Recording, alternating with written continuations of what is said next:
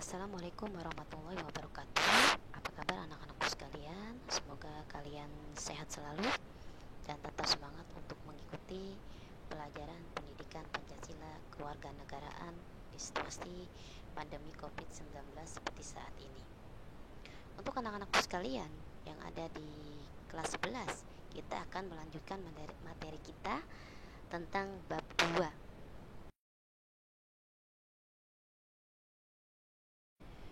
Bab 2, Sistem dan Dinamika Demokrasi Pancasila.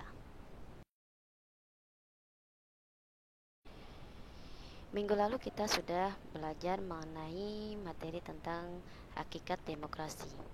Dan untuk hari ini kita akan terfokus pada submateri dinamika penerapan demokrasi Pancasila.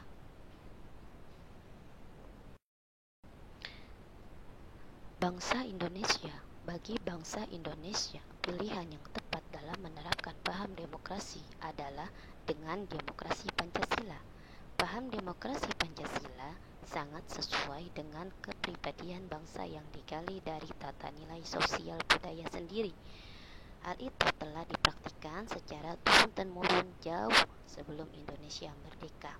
Kenyataan ini dapat kita lihat pada kehidupan sebagian besar masyarakat Indonesia yang menerapkan musyawarah mufakat dan gotong royong dalam menyelesaikan masalah-masalah bersama yang terjadi di sekitarnya. Apa sebenarnya demokrasi Pancasila itu? Pada hakikatnya, rumusan demokrasi Pancasila tercantum dalam sila keempat, yaitu kerakyatan yang dipimpin oleh hikmat kebijaksanaan dalam permusyawaratan perwakilan. Bagaimana dengan prinsip demokrasi Pancasila? Ahmad Sanusi mengutarakan 10 pilar demokrasi konstitusional Indonesia menurut Pancasila dan Undang-Undang Dasar Negara Republik Indonesia tahun 1945. 10 pilar sebagai berikut. 10 pilar demokrasi Pancasila. Yang pertama, demokrasi yang berketuhanan yang Maha Esa. Yang kedua, demokrasi dengan kecerdasan. Yang ketiga, demokrasi yang berkedaulatan rakyat. Yang keempat, demokrasi dengan rule of law. Yang kelima, demokrasi dengan pemisahan kekuasaan negara. Yang keenam, demokrasi dengan hak asasi manusia. Yang ketujuh, demokrasi dengan pengadilan yang merdeka. Yang kedelapan, demokrasi dengan otonomi daerah. Yang kesembilan, demokrasi dengan kemakmuran. Dan yang kesepuluh, demokrasi dengan berkeadilan sosial.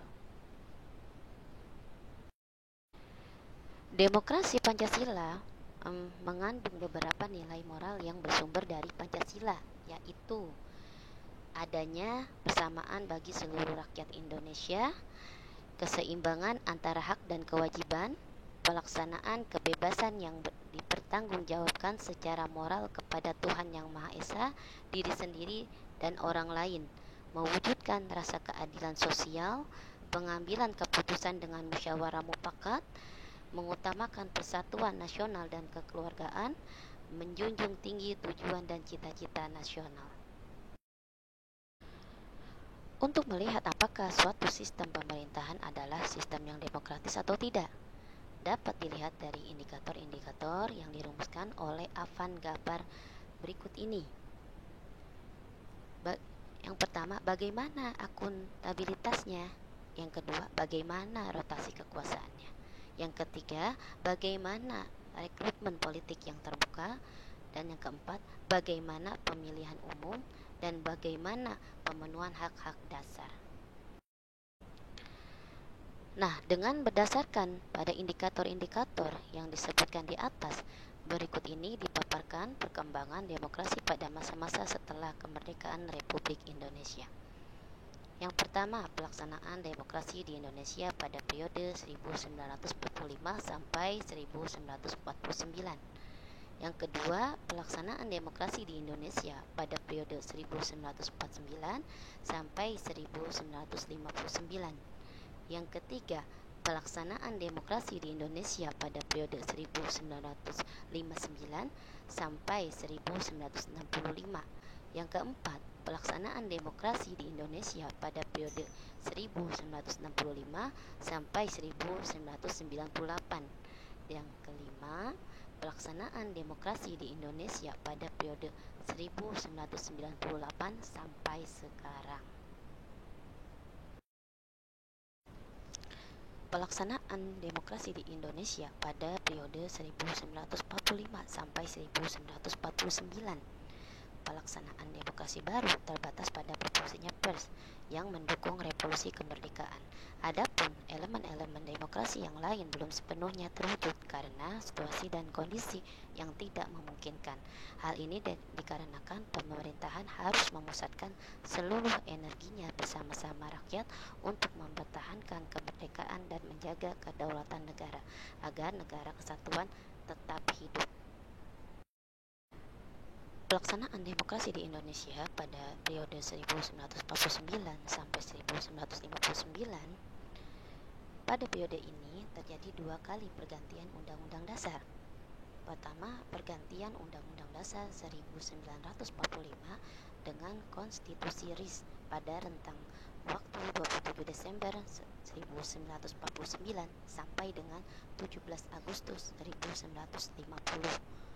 Dan yang kedua, pergantian Konstitusi RIS dengan Undang-Undang Dasar sementara 1950 pada rentang waktu 17 Agustus 1950 sampai dengan 5 Juli 1959.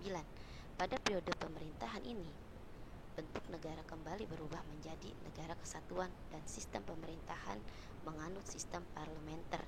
Dengan demikian, dapat disimpulkan bahwa periode 1949 sampai dengan 1959 negara kita menganut demokrasi parlementer.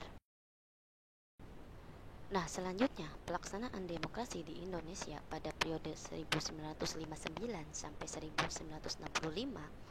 Pada era demokrasi terdapat penyimpangan-penyimpangan terhadap demokrasi. Hal ini tidak terlepas dari kondisi Indonesia yang baru merdeka.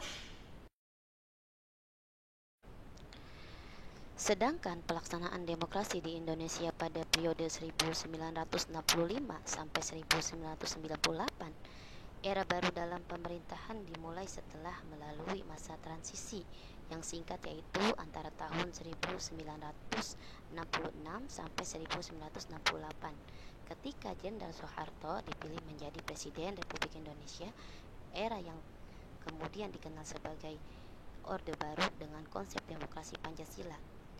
Visi utama pemerintahan Orde Baru ini adalah untuk melaksanakan Pancasila dan Undang-Undang Dasar 1945 secara murni dan konsekuen dalam setiap aspek kehidupan masyarakat Indonesia.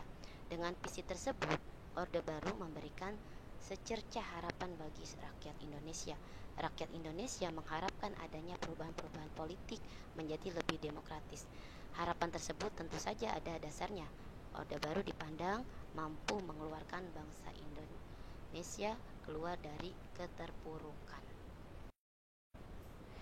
Sedangkan pelaksanaan demokrasi di Indonesia pada periode 1998 sampai sekarang, dalam masa pemerintahan Presiden Habibie, inilah muncul beberapa indikator pelaksanaan demokrasi di Indonesia. Yang pertama, diberikannya ruang kebebasan pers sebagai ruang publik untuk berpartisipasi dalam berbangsa dan bernegara.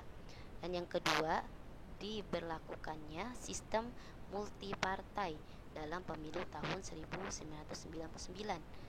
Habibie dalam hal ini sebagai Presiden Republik Indonesia membuka kesempatan kepada rakyat untuk berserikat dan berkumpul sesuai dengan ideologi dan aspirasi politiknya. Baik anak-anakku sekalian, cukup sampai di sini. Jangan lupa dikerjakan tugas resume dan latihannya.